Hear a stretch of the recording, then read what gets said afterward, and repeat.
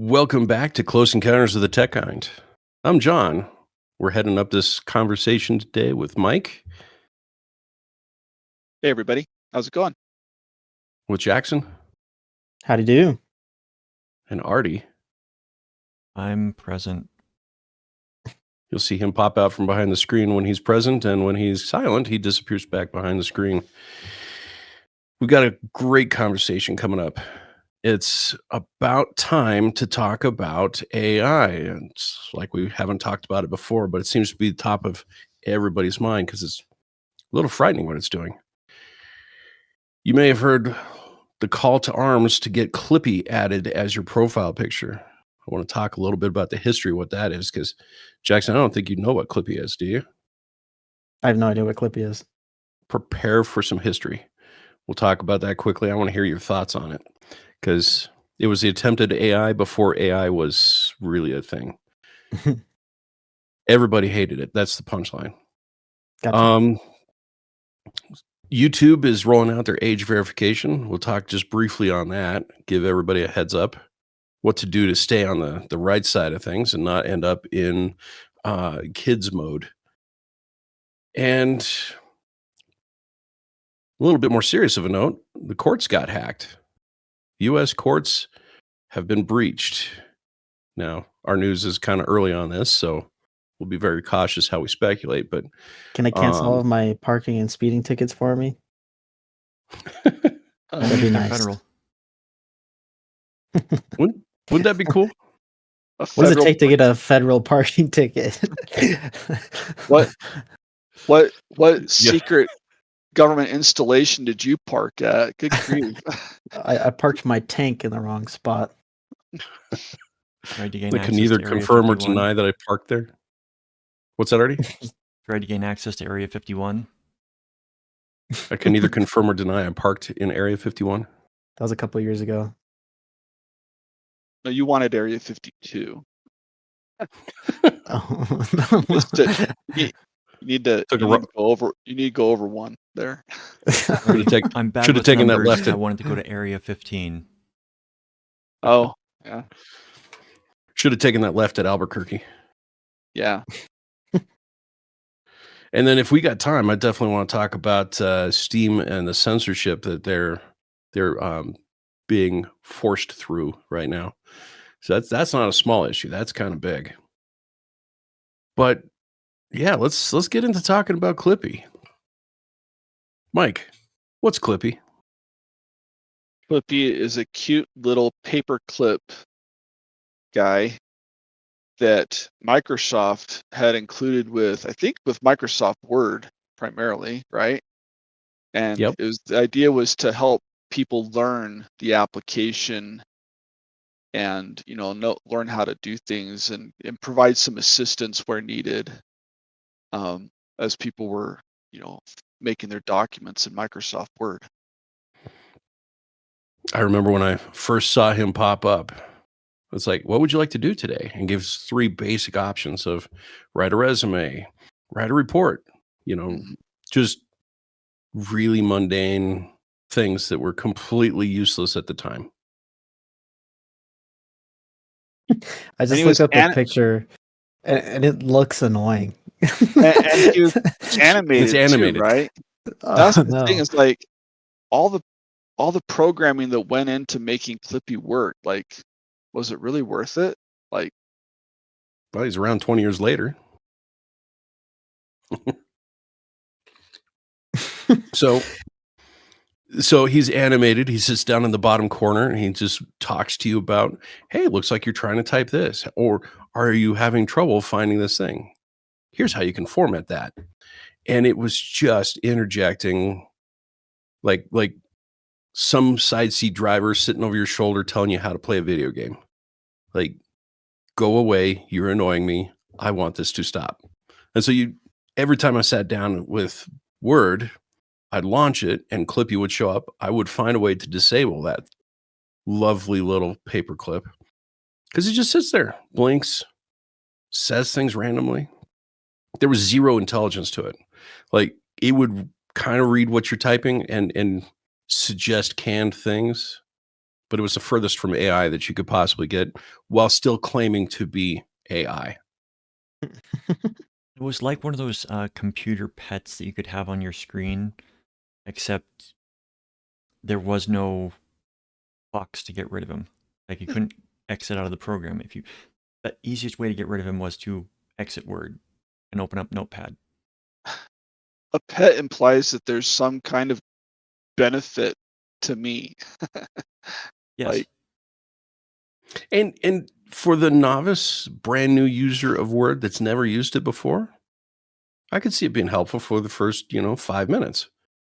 And then and then you're done with it. You can tell I've got some disdain for this paperclip. But guys, he's gotten a comeback lately.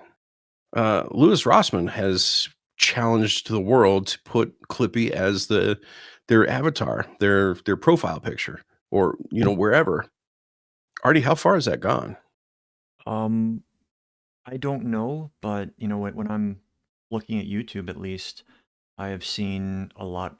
Probably about a quarter of the people that are in comments have Clippy. Doesn't matter what you're looking at. For content wise on YouTube, I mean, you could be looking at news, you could be looking at gaming videos, you could be looking at even comments in music videos. That's awesome. Yeah, about 1 in 4 The people idea on was YouTube. the idea was to take this legacy helper in the system and say that was better than what we have now. We don't want. I mean, Lewis has a whole manifesto he reads. If you don't like this, put your profile picture as Clippy. If you don't like this, make your profile picture. I don't want to read off his list. Check out his video, guys. It's worth it. But if you don't want the systems you have and you want to vocalize your grievance against AI taking over, against the right to repair being worked out of companies' procedures. There's one product he was talking about that the engineers are being told break the ability to roll back firmware.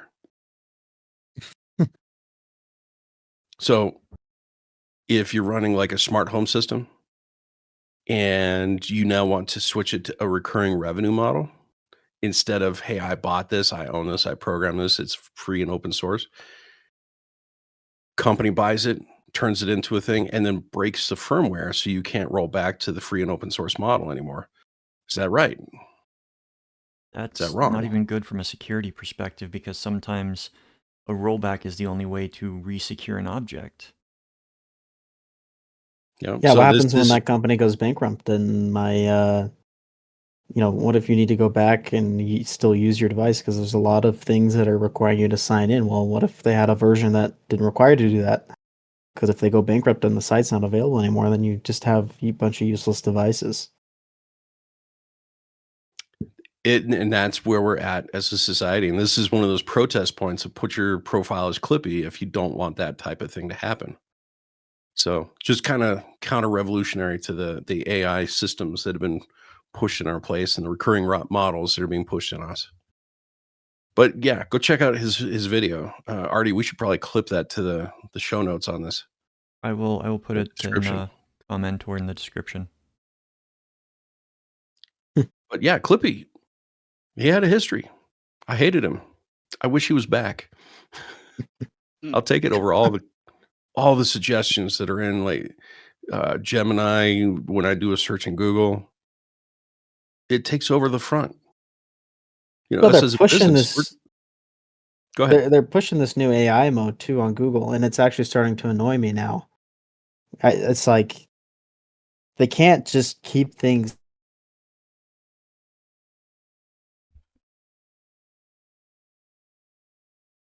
for specific things. Sometimes you need to go back to Google search to do something. And I try Google search. It's like, oh, here's AI. I was like, I didn't want AI. It's like, just give me the Google search. It's incredibly frustrating. So yeah, I mean, I'm all for this whole Clippy revolution. Quit putting garbage. I mean, that was another thing that was in the headlines I was just looking at. Firefox is adding all these useless AI tools to Firefox, making it bloated. Like the one thing that Firefox was great for not being was bloated. And now they're adding all this AI stuff that's, causing CPU spikes in people's systems, and it does nothing. I would love to see an AI switch where you can turn off all these new little features that everybody's trying to figure out how it works. Just turn it on or off globally. Like I'm opting out of this experiment. I don't want to be part of it anymore. Yeah, the world has been kind of forced into a beta. It's like usually you have to opt in for the beta. It's like, no, here's the beta. You're going to be our testing grounds. Well, it's an interesting concept that all of us are beta testing. It's a good thought. We didn't ask for it. We didn't choose it. We can't get out of it. I'd say some of them are still in the alpha stages. Yeah. And it's all for free. I'm going to counter that and say they're planning on spending at least $256 billion on it this year, or that's how much they've already spent this year. Get AI off my computer and send me my piece of that billions of dollars. I don't want all of it. I just want my fractional piece of the billions of dollars. Even if it's $5. I'll take 1%. Pay me 5. I'll take 0.25%, please. Yeah, 0.25%. I could do with that. Actually, I've got 5 accounts. I think it should be half a percent. So this brings up a question, and it's something that I've thought about, and it's off all the topics, but it's the data brokers. Our data is out there getting sold. Why can't I get the money for the data about me that's being sold? It's like I'm the source of the data. So why are you not paying me? Why are you having to go through these middlemen? I'd love to see some accountability against those data brokers that when I say take my name off your list, that if it's found on any of their lists, they get like a $10,000 fine each. And it There's comes to 90 me. data Give brokers. it to me. Don't give it to Yeah. the government. I want the money. Yeah. And we're the ones that are harmed by this. I think almost We should get a everybody piece could of get it at behind least. that. Oh, could Take you me off the believe list or give me the money. And then take me off your list. That'd be like a bug bounty on steroids. There would be such a massive public audit for that. If that was actually how it worked, if you find somebody's name in a list that shouldn't be there, oh boy.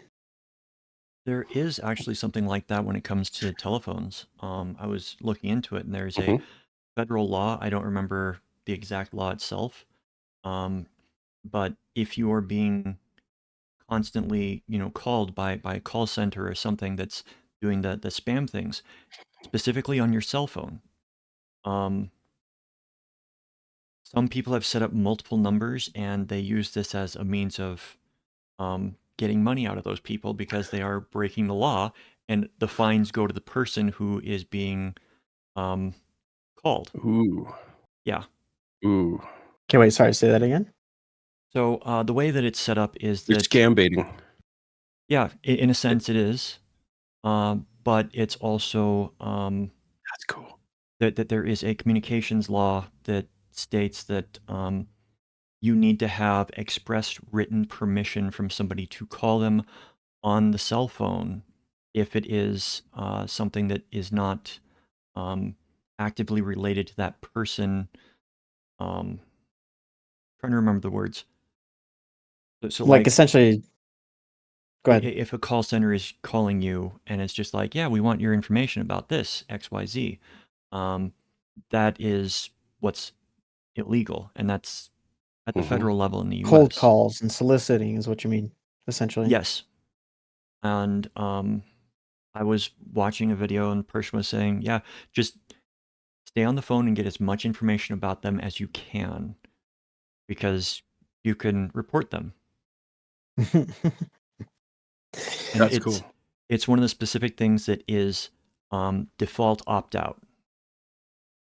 They need to have written permission from you to be able to call you.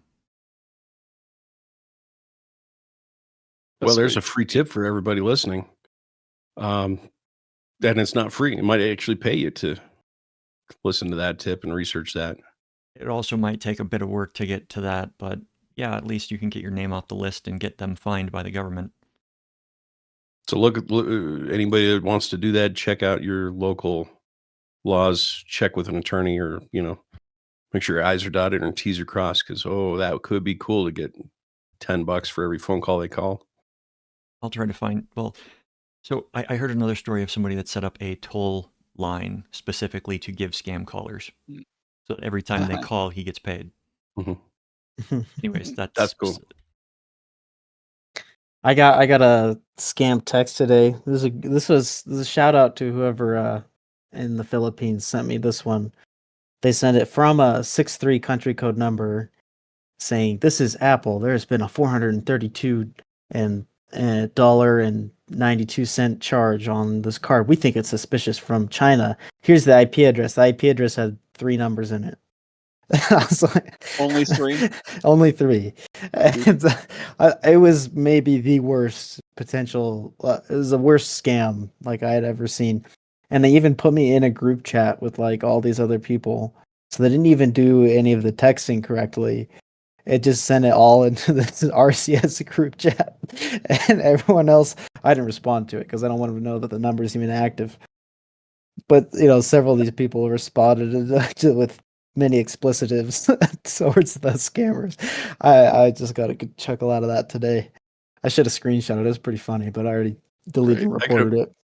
I could imagine the 12-year-old sitting in the Philippines saying, "Hey, I got an idea." And his parents finding out that he did this using their phone. Oh man. Just a Oops. backlash on that would be comedy to watch the parents yell at that poor kid. Okay. So to give people the idea that more information, it is a combination of the TCPA, which is the Telephone Consumer Protection Act, and one called the Traced Act, which was from 2019.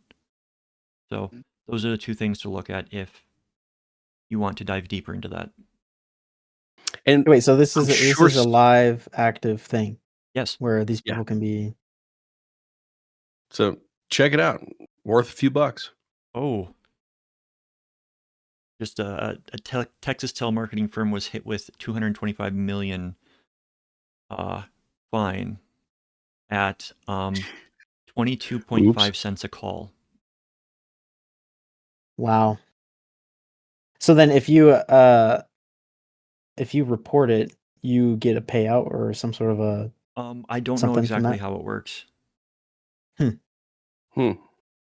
Well, let's check into that, because I would love to know more.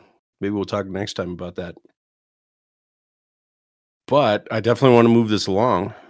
Let's Sorry talk for the YouTube derailment. age verification. You're welcome. Let's talk YouTube age verification. This one hit my radar, and Jackson, I think it hit yours too. Yep. You could get locked into kids' videos very easily. So this comes from a YouTube blog post on July 29th, and people are just now kind of realizing what it is actually saying. And so what they said is, I'll quote them here from their blog. "We will use AI to interpret a variety of signals that help us to determine whether a user is over or under 18. And so these signals include the types of videos a user is searching for, the categories of videos they've watched, or the longevity of the account." So they've essentially released an AI onto your user account, your watch history, and your account details to determine your age. And I like how they say whether it's over or under 18. They're guessing your age, your actual age. And then they will slot you into whether or not you're considered a minor or an adult. And now they back this with some good points, right? This goes exactly in line with the whole UK thing that's been going on and what we've talked about the last 2 weeks. It's the same idea. They're justifying it with, let's protect kids, which everyone can get behind. We're totally in support of that.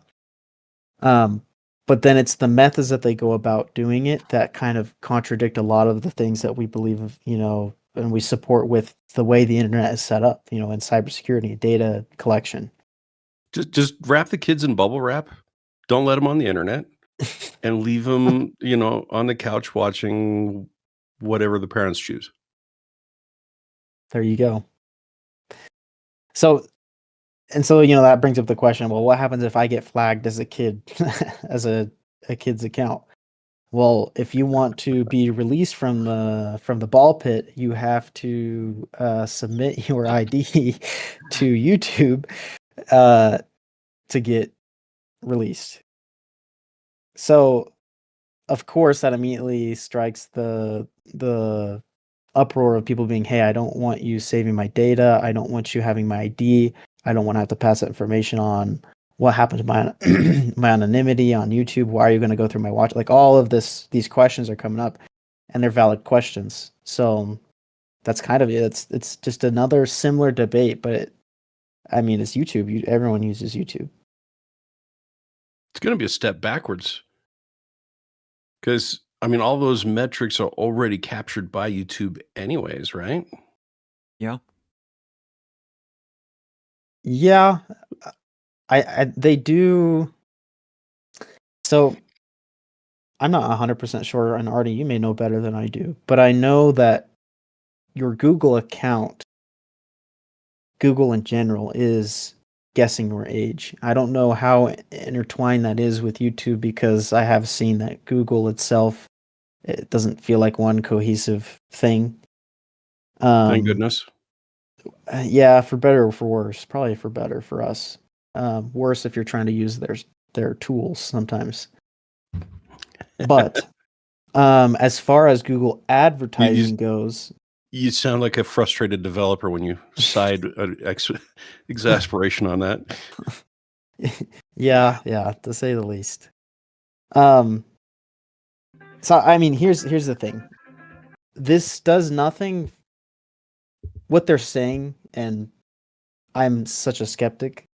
YouTube is saying when they do find that an account is an underage account, then what happens is it will turn off personalized advertising. It turns on their digital well-being tools, which I'm not even sure what those are. And then it will add safeguards to recommendations and limit, if something's overage or considered adult content, you won't be able to watch it. So the well-being things are things like, oh, you've been watching this for 2 hours. Maybe you should take a break. Oh, we noticed that it's like 9 p.m. where you are. Aren't you supposed to go to sleep soon? Well, it's less threatening than HP when you run out of ink. HP, have you seen those? HP No, looks what's that? It puts a message on the screen and says, "You're running low on ink. Never run low on ink again." Just period. Yeah. If you run low on they're ink, trying to sell I'm something, coming but for your kneecaps. at least they're being nice about it. So You have used up your trial of ink. Press OK to begin your subscription. Pretty much for HP. Yeah. So here's my last little tidbit about this whole AI thing. The way that they phrase it is they're doing a service to the community because they're protecting kids, and what they're saying is that these tools would technically lose them money because they won't be able to use any of that personalized advertising revenue.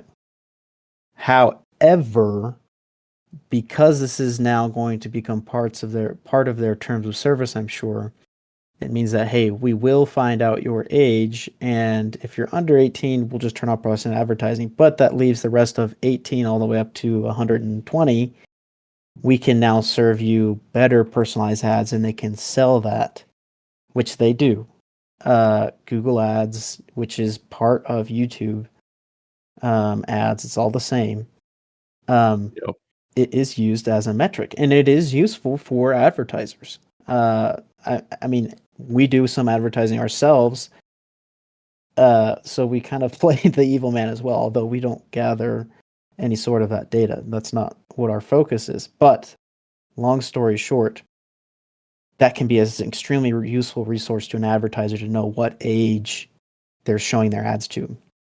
And I can't think of any direct examples, but you probably wouldn't show any pet products to a child. They're not going to go out and buy that. You want to show that to an adult, probably in their early 20s, or maybe even No, show the puppy to the children. They'll ask mom and dad for a puppy, and they can't say no.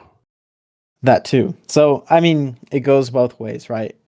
So I think my skeptic, and I'm sure I'm right, but I have to say skeptics because they didn't say it, but because they didn't say it, they are saying it. That's what they're going to use that for.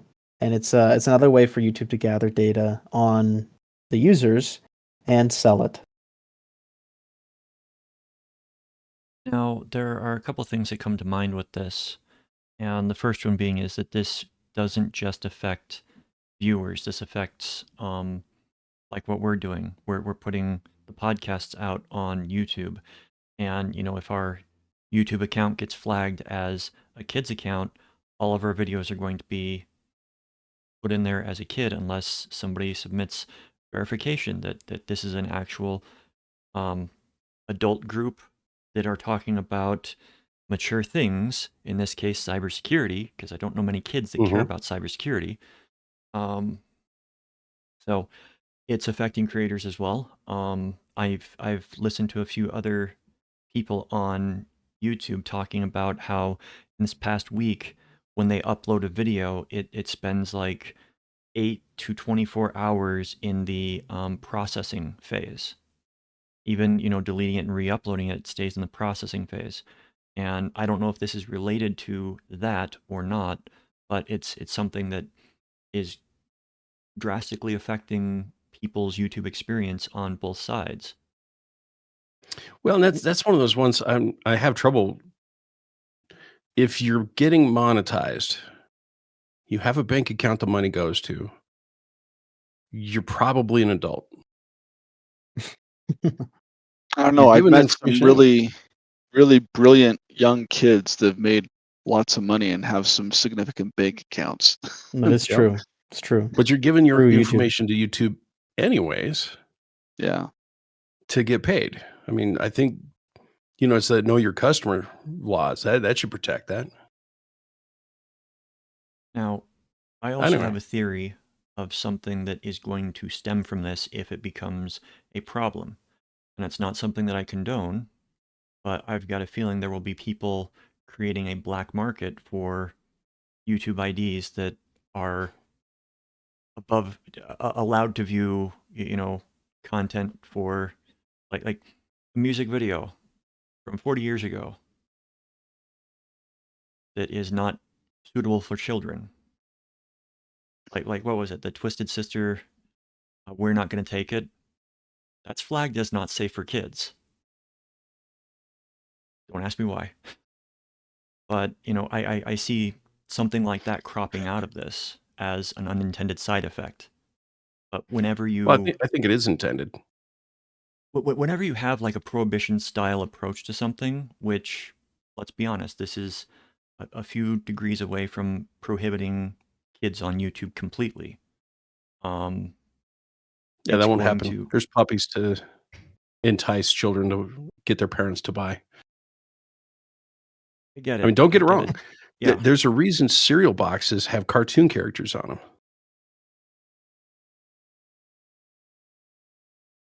Adults don't look for the rabbit going after the what is it? Silly rabbit kicks her for Kids. trids. Anyways. Well, I mean, it's one of those ones that this goes back to that UK law that we talked last week.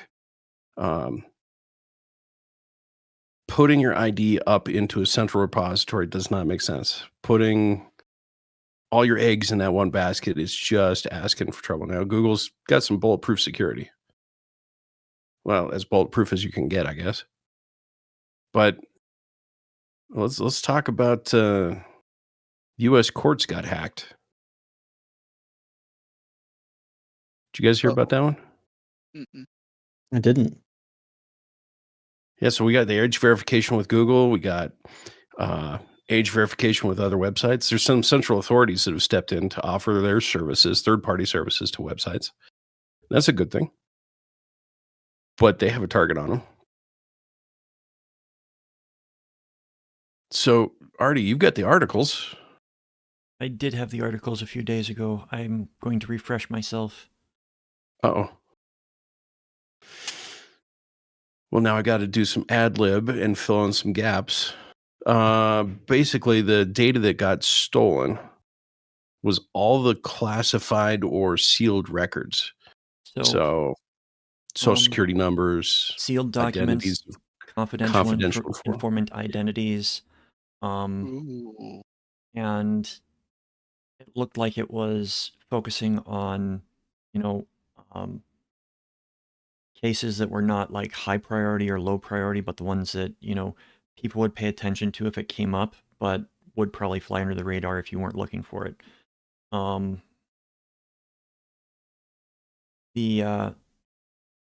The case management electronic case file, which is what the judges and attorneys used to upload filings, was one of the things that was hacked, and the other one was the PACER, which is a public-facing portal for federal court documents. So, yeah, not a fun thing to have hacked. Security analysis on that system has said it is rudimentary, basic, and basically a big kick me sign written on it. Now, did they outsource that? Or this is all government owned as far as security and networking, like all of that goes? The judicial branch had it built and they manage it. So I'm sure it's third-party contractors, but right. The fact that they haven't kept the system up, I mean, it just goes to the if it ain't broke, why fix it, right? Well, it's broke now. Better fix it. I mean, that's crazy. You said confidential informants was part of the records. That's scary, dangerous. That is. That puts targets on people's backs. Right there. Yeah, our court's computers have doxed the confidential informants. Yeah, I think if you're a confidential informant, there's a reason you're a confidential informant. Yeah. So, yeah, that's kind of some scary stuff, actually. Really dangerous for the people that are involved. Well, the frustrating piece for me is, the legislative branch has said, if you get hacked, you've got 48 hours to disclose this and tell everybody it happened. The courts aren't really saying much about this. They're just don't like, count as a business. But yeah, it was discovered around July 4th, and they only confirmed it a couple weeks ago. And nobody's reporting on this. Who was the actual so who found out about it? Who discovered that it happened, and who was blowing the whistle? Or did we all find out together when they decided to disclose it? I don't know if there is a specific person that brought it forward. So because it's not hit the news cycle the way it should, like this has been like suppressed a little bit. I'm not trying to be conspiracy theorist, but the proper journalism hasn't been done on this breach. It's been acknowledged, but nobody's diving in to say who's at fault. What are the lessons learned? How do we make this not happen again? But I mean, that genie's out of the bottle now. All those names, all those private bits of information.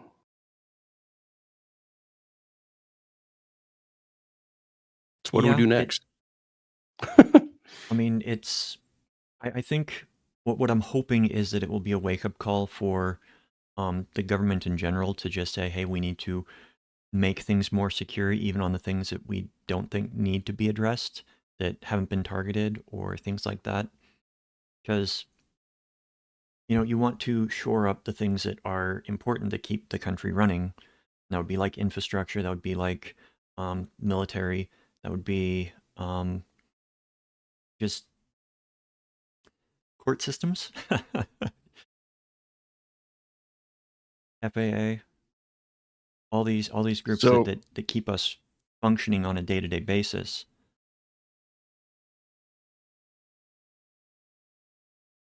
So did you guys hear about um, NVIDIA?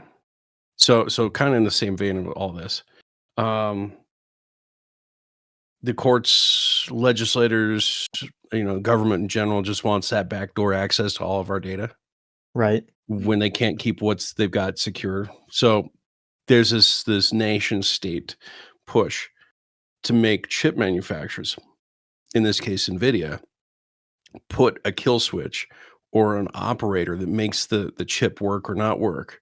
And the US has been pushing NVIDIA to put backdoors and controls into all the chips. Yeah, Jackson And brought that up last week. China Yeah. is now getting on board. Oh, They're that's trying to annoying. force NVIDIA. Yes. So yeah, I know we talked about it last week, but Now hold on. China is getting involved. The US is like, let's do this, and we're all of us are like, no, don't do that. And China's like, yeah, do it, sounds great. But do it for us, not for the US. Doesn't matter who implements it, it's going to be exploited by somebody they don't want it to have exploiting it. Oh yeah, that's how backdoors work. because I mean, it's essentially just a wireless or over the internet, I should say, backdoor to communicate with the card and then shut it off. So as soon as you establish some sort of a connection like that, then yeah, it's not cool. Well, and the NVIDIA just did a declaration. I'm trying to find it. I had it before the show, but I mean, they pushed back on it, right? I think from what I remember, they said, did a good job in saying like, yeah, no, it's not good. It's not a good idea. Oh, and it was eloquent too. It basically said, "We never have, we never will. Backdoors are antithetical to the trust that is put into us as chip manufacturers. We will not do this." Yeah, props to them for that. If you can't trust your computer, you can't trust anything. So yeah, power to them. Putting a back door into a chip like that, I mean, as soon as that's into your house, that's a great way to put it. It's like having a literal back door that you don't have control over inside of your house, but it's into your entire network. Keep your network secure, everybody. Yeah, definitely. So when we're talking about the courts getting hacked, we're talking about government agencies getting hacked, we're getting all these places. It's good to remind us that without backdoors, you can still get in. So why do we put it's backdoors? like why do we need backdoors? I mean, let's fix the security holes that we have first. Well, let's just hack into the Chinese systems the old-fashioned way. Don't automate it, just do it.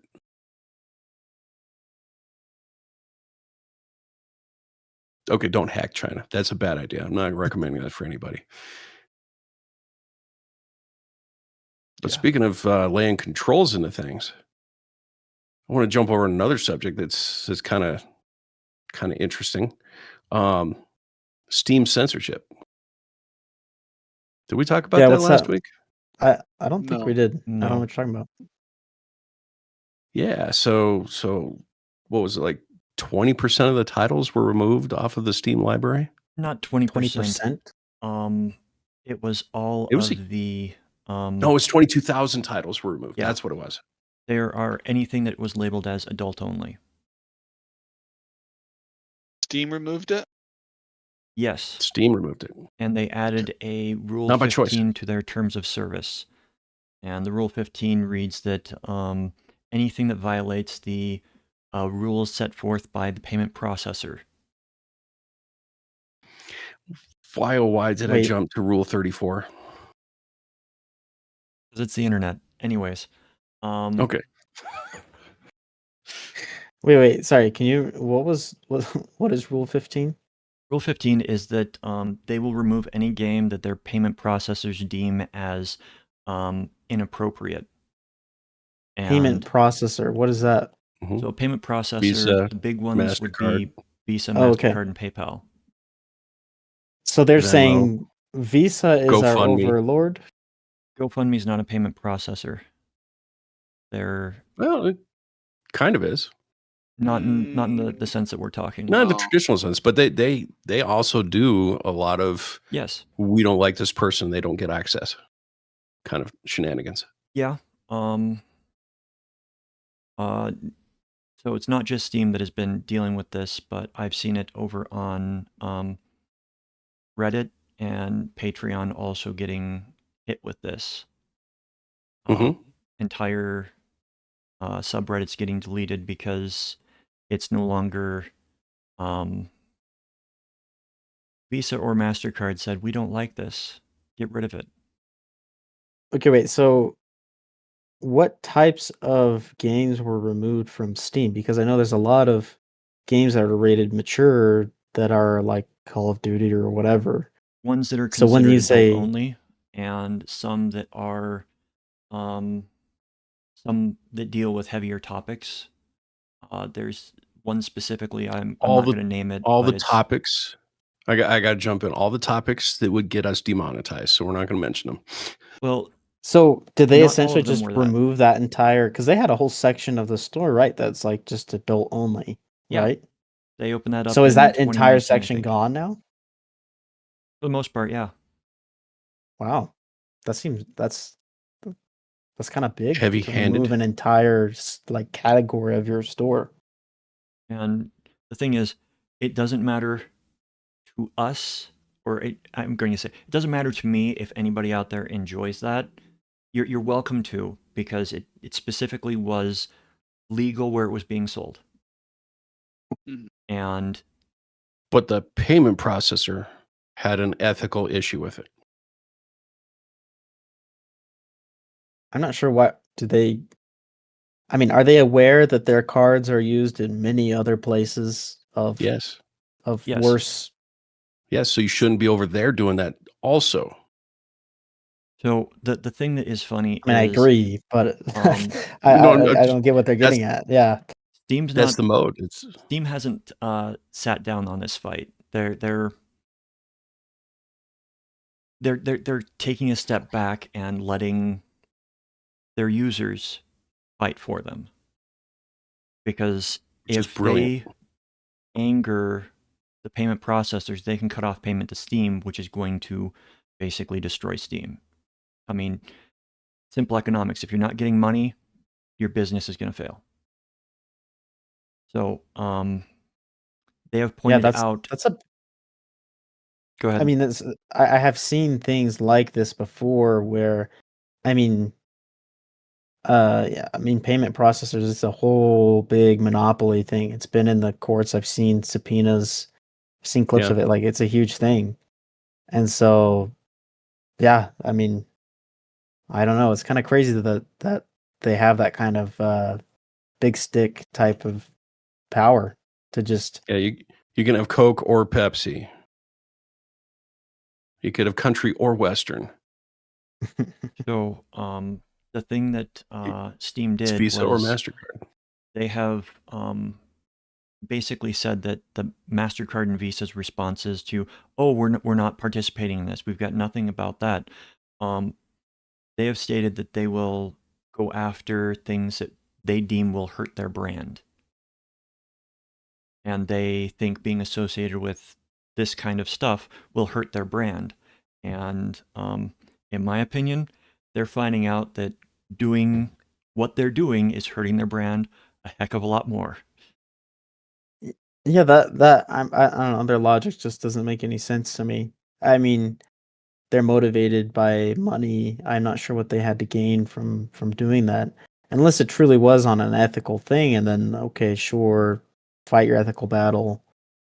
But yeah, I, I don't think that's the right way to go about it. It's just waving around a big stick.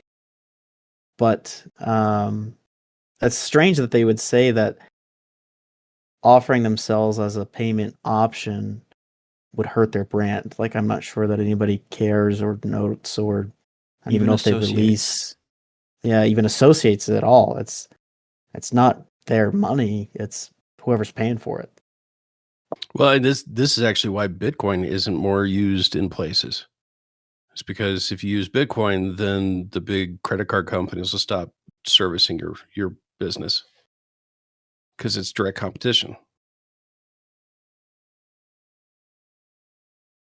Yeah, that's just I hate that mentality. Monopoly. Yeah, that's Yep. just that big, huge monopoly. And some And of the fallout it's from this, difficult for smaller businesses because as a small business, you want to be able to offer every option possible. yes, But when you're um, locked into that, you have to go with the majority. And then if the majority option charges, 5%, then what are you going to do? So, I've been paying attention to this for a little bit, and this battle actually started months ago in Japan. Mhm. There's a manga repository that it announced that they're shutting down because they're no longer able to get any payments processed because some people find objection to certain volumes that are on there. And even when they said, we'll take these volumes away, they were told, we're still not going to do it. So there's, I don't know what they're thinking, but it feels like, somebody that is sitting there drilling holes into a boat saying, I'm going to make it go faster.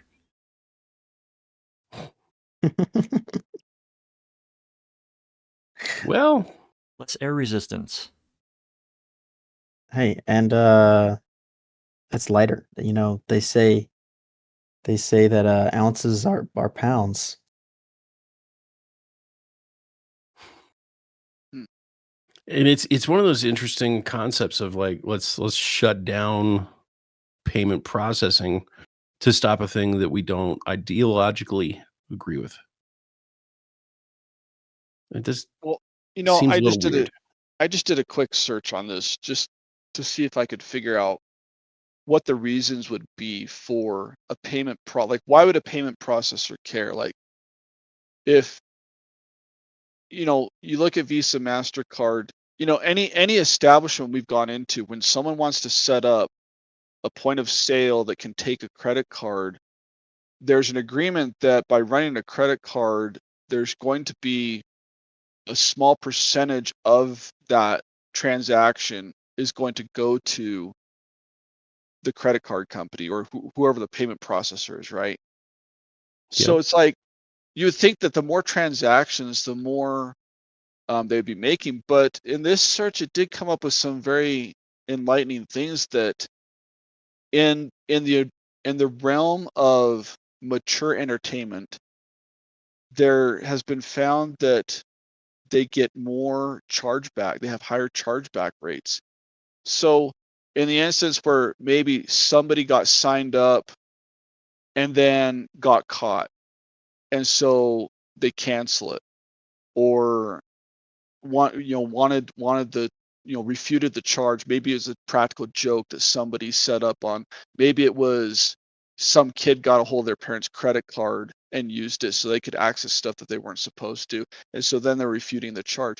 And so you got these instances that these type of platforms have a higher chargeback rate compared to other industries. Hmm. Mhm. Didn't think Then about they that. do list unintentional subscriptions, customer embarrassment, and dissatisfaction with the perceived value of the content. Another aspect is an increase. It's more likely for fraud and scam risk. And so, and then the third one that kind of came up was the third one was, or actually no, the second one was it's the reputation. They don't want their name associated with, you know, I mean, you think back to the slogans that I would used to see on TV commercials for MasterCard or Visa. It's like accepted everywhere, accepted, for anything. Well, it's like Mhm. anything, really? Like you really mean everything, you know? And so I think they're trying to distance themselves from not necessarily everything. We want to always have a good, wholesome, positive image. Therefore, we don't want to associate ourselves with things that don't promote that.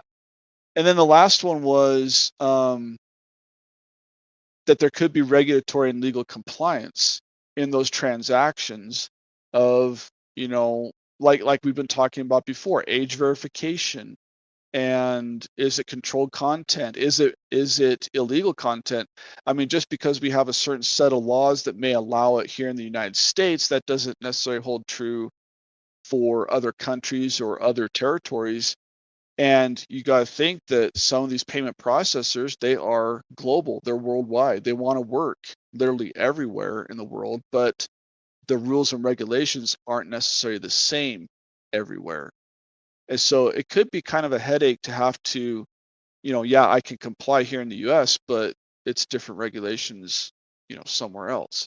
And having to navigate that and make sure you're in compliance with all that, it's just easier to say, look, we're just going to turn it off for everybody. Now, at the It's same true.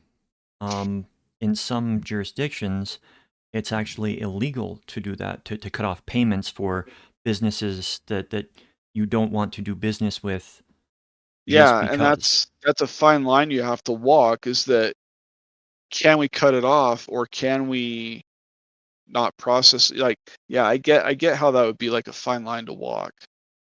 And Yeah. there is a law in the US that is under consideration, and also an executive order to the same effect of that law that was basically to prevent any payment processor from denying payment to a legal service.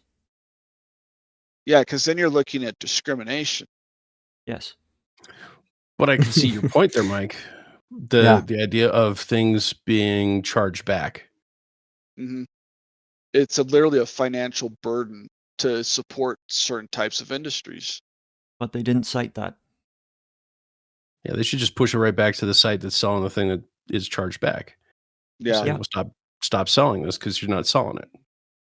yeah. They, if they had come forward and said that that was the reason, but they have basically said, we don't do that. And the evidence is in front of our eyes that they are actively suppressing and censoring works that they don't want on there without any other reason. Yeah, I think Mike brought up some good points. Artie brought up some really great. I mean, I think it's a fine line to walk.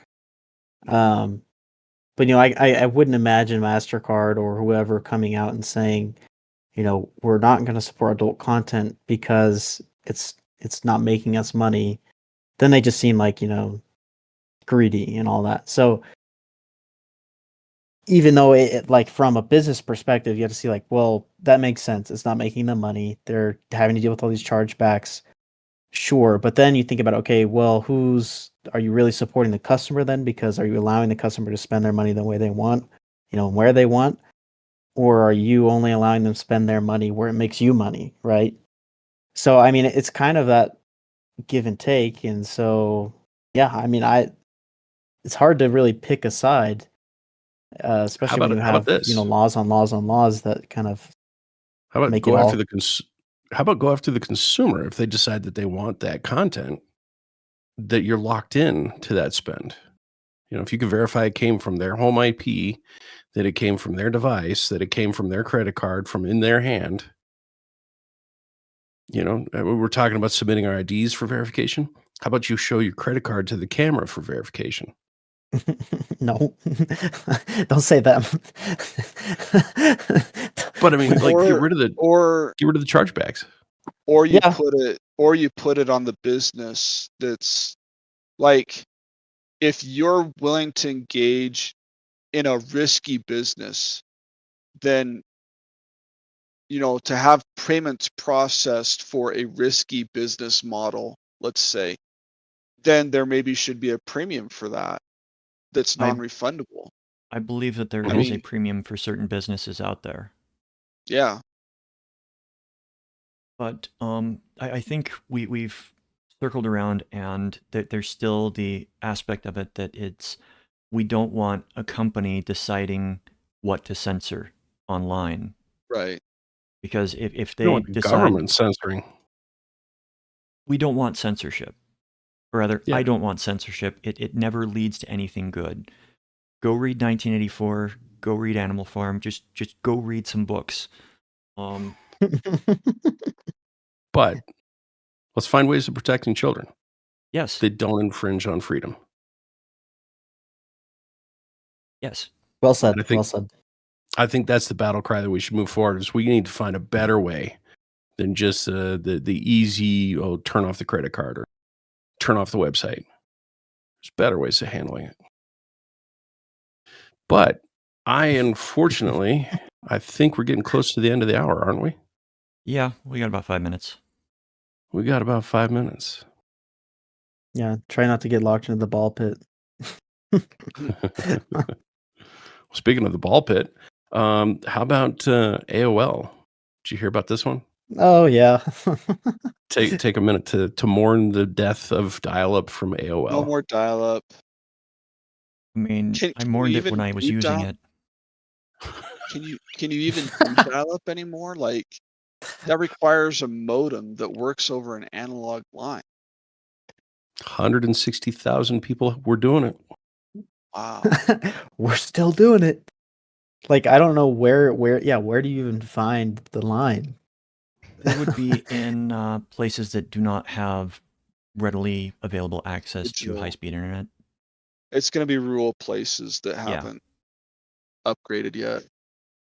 And I'm thinking actually that there could be a way around that. All those rural places have to do is just install some kind of gateway that they can dial into the gateway once they're on the internet and can get a TCP/IP connection out.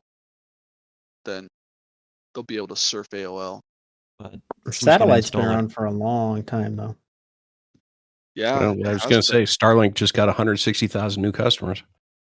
Potentially. I mean, if they were paying $15 for AOL, Starlink is going to be a bit more pricey. Not the cheap plan. Not the cheap plan. 10 gigs a month. It's about dial-up bandwidth. Yeah, if you were to run your dial-up for a month straight, you'd only get about 10 gigs. I have Not to even admit, that. AOL Probably was my not. first ISP before I switched to something local. AOL is what we got on as our first internet. That was a long time ago. That brings back memories. I'm still using my original ISP for some services. Domain name and a couple other things. The second ISP I got, we switched cool. over and I got an email address. And I had that email address up until I made a Facebook post about when I finally shut it down because it was local to Utah. And when I moved out of Utah, I was only maintaining just the email part of it. So I didn't have to pay for the ISP services, but I still wanted to maintain the mailbox. And then at some point, I was just like, I can't keep paying money when there's so many free options for email now. You get a Google Mail account, it's free. So it just didn't make sense anymore. And so I finally turned it off and I made a Facebook post about like, here lies this email address I had and I had it for probably a good 20 years before I shut it off. So I still run into people with Hotmail accounts. yeah, I there's still still have people one. with I Hotmail. I know a couple people that have Hotmail accounts. Now, I'll tell you what. so What- before we get there, I'll give Artie the last word. if somebody were to have a 56.6 modem connected 24/7 at max capacity, it would be 17.1 gigs of data transferred. And that Over would the course be of a month. in the course of a month, in 30 days. That's if So it was how a long max would it transfer take? speed the entire time. How long would it take to transfer. download Call of Duty? If say it's like 120 gigs, which I don't think is uncommon. It might take you a year, and by then they've released a new game and 7 updates. Those updates are going to take another couple months to download. And Jackson, Oh think my of it this gosh. way. People used to game on modems. I know. It's crazy It really was. how 100 simple bits per second. the life used to be on the internet when kilobytes were all that were needed for online game. Yep. Well, I'll tell you, if you guys watching this found any interest, please like and subscribe. We definitely want to keep this conversation rolling forwards, and put your comments. You'll be part of the conversation too. But until next time, I'm John. I'm Mike. I'm Jackson. I'm, yeah. He's out of ideas, guys. We win. he's on a modem, that's all. He's on a dial-up. His dial-up's reconnecting. So I start screaming like it's a dial-up. Oh, that's awesome. Well, say goodnight, everybody, Artie. Night, everybody, Artie.